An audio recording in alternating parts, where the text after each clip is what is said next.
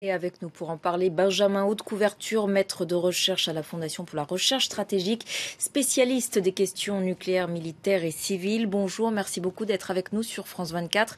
Vous avez été, je crois, invité tout à l'heure à la présentation de cette initiative aux ONG. Qu'est-ce que vous en avez retenu ? Bonjour. Écoutez, la France prend une initiative. C'est une bonne chose parce qu'il y a une espèce de vide laissé depuis les vétos russes de novembre dernier qui est très inconfortable et qui met la communauté internationale dans une situation de gêne alors que la Convention sur l'interdiction des armes chimiques est en vigueur de manière quasiment universelle, 192 États partis, et qu'un mécanisme à La Haye, l'Organisation d'interdiction des armes chimiques, vérifie sur le terrain dans tous les États membres, y compris la Syrie, que les armes chimiques ne sont pas déployées, ne sont pas utilisées, ne sont pas possédées, etc., ne sont pas construites. Et malgré cet échafaudage qui est censé fonctionner très bien, on voit que l'arme chimique est utilisée. Elle est utilisée en Syrie par le régime. Elle est utilisée au Soudan, semble-t-il. Elle est utilisée en Malaisie. Et donc, il y a une espèce de recrudescence de l'utilisation depuis une dizaine d'années, avec une exacerbation ces 2 dernières années, dans une espèce de climat d'impunité totale. Et donc, l'initiative française qu'on peut saluer, quel que soit d'ailleurs pour le moment ce qui peut en advenir, c'est de rappeler, qu'il y a une norme sinon morale, en tout cas politique et juridique, que enfreindre cette norme, c'est se mettre à dos de la communauté internationale. Et par conséquent, l'idée de cette initiative, c'est de monter un partnership, un partenariat entre les États de bonne volonté pour identifier, nommer et blâmer les individus ou les entités, les industries, les groupes non étatiques qui soit participent à la constitution d'un programme chimique militaire, soit utilisent l'arme chimique, pour leur dire « nous ne vous oublions pas, et nous ne vous oublierons pas le jour où nous pourrons mettre la main sur vous ». Parmi les outils proposés justement par cette initiative sous l'égide de Jean-Yves Le Drian, vous l'avez dit, l'échange d'informations entre États, mais aussi peut-être l'application de sanctions à l'encontre des personnes qui utilisent justement ces armes chimiques. Est-ce que vous pensez que ces outils auront une quelconque efficacité ? C'est-à-dire qu'on peut en attendre effectivement de la dissuasion.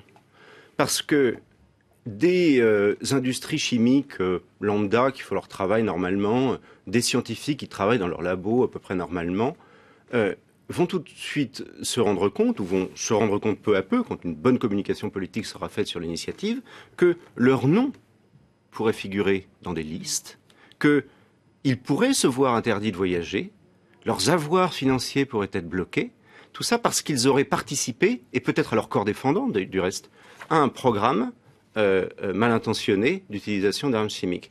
Et donc, ces gens, normalement constitués, scientifiques, industriels, ingénieurs, risquent de se dire, attention, qu'est-ce que c'est que cette convention? Qu'est-ce que c'est que cette interdiction? Dans quoi est-ce que je mets le doigt?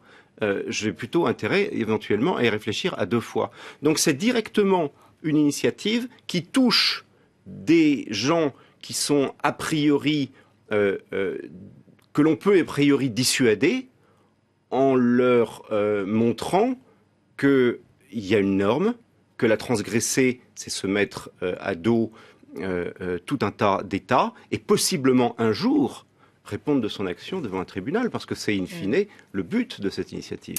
Alors depuis le début de la guerre en Syrie, en tout cas selon une évaluation française, il y a eu environ 130 attaques chimiques en Syrie, dont seules 4 ont été formellement attribuées au régime syrien, dont celle tristement célèbre de Khan Sheikhoun, qui n'a été suivie, on le sait, d'absolument rien. Est-ce qu'il existe encore aujourd'hui ce qu'on appelle une ligne rouge sur les attaques chimiques ?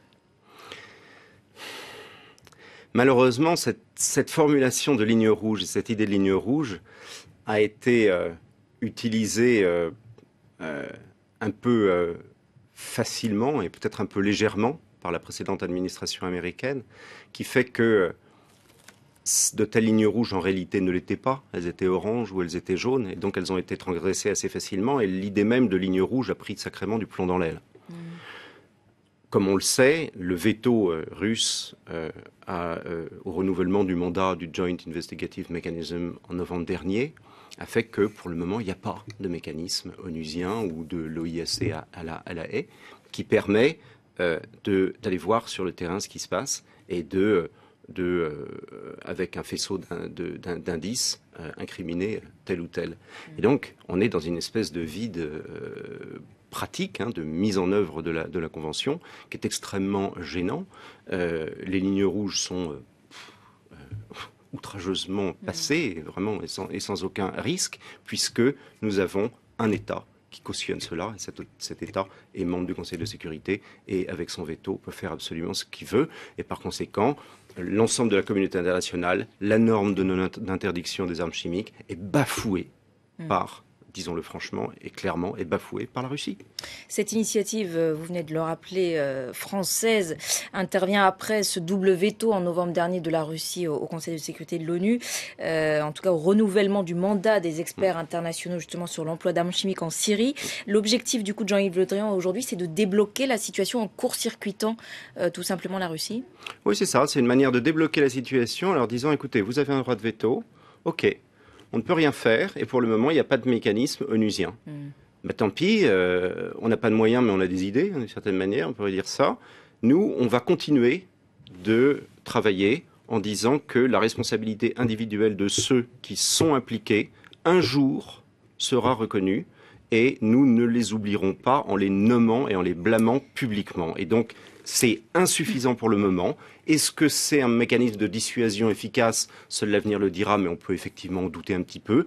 En revanche, c'est le début de ce qui, un jour, quand les conditions seront davantage remplies, pourrait donner lieu à des actions plus fortes. C'est une manière aussi pour Paris de reprendre la main en quelque sorte sur le dossier syrien, alors qu'on le sait, elle est elle-même court-circuitée dans les négociations de paix par la Russie. Oui, bien sûr. C'est une manière de se venger, quoi. Très clairement, de se venger, je ne sais pas, mais de reprendre la main, c'est certainement ça, en tout cas. Et de dire que la diplomatie française est une force d'initiative, qu'elle a été empêchée jusqu'à présent, en particulier par le fait qu'il y a clairement un conflit par procuration en Syrie entre des grandes puissances régionales et des grandes puissances tout court. Et la France, là-dedans, a été un petit peu oubliée, peut-être, et n'avait peut-être pas les moyens d'une ambition plus importante.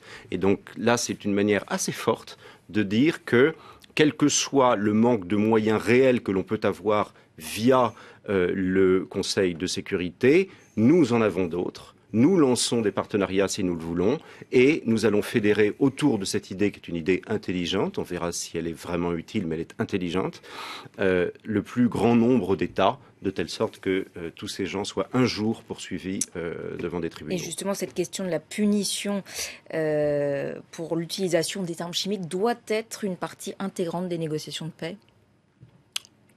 Oh ben oui, à l'évidence, il le faut.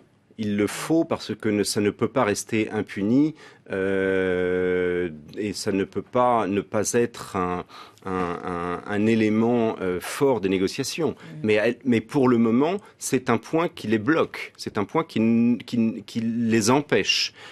Il serait excessivement dommageable à la norme d'interdiction des armes chimiques que ce ne soit pas un point dans les négociations et que ça ne se finisse pas finalement mal pour les perpétrateurs. Mais pour le moment... Avec donc la mise en place peut-être d'un tribunal international sur le sujet. Alors, ne rêvons pas parce que ce serait, on doute d'y parvenir un jour, mais enfin, on peut toujours avoir comme objectif, effectivement, cela en tête, comme ça a été le cas dans d'autres conflits, jusqu'à finalement y parvenir, même s'il faut attendre 10, 15, 20 ou 30 ans. Donc effectivement, c'est un bel objectif, c'est un objectif qu'une démocratie comme la France doit poursuivre, et de ce point de vue-là, ce partenariat est effectivement une bonne chose. Merci beaucoup Benjamin Haute Couverture pour votre éclairage aujourd'hui sur notre antenne.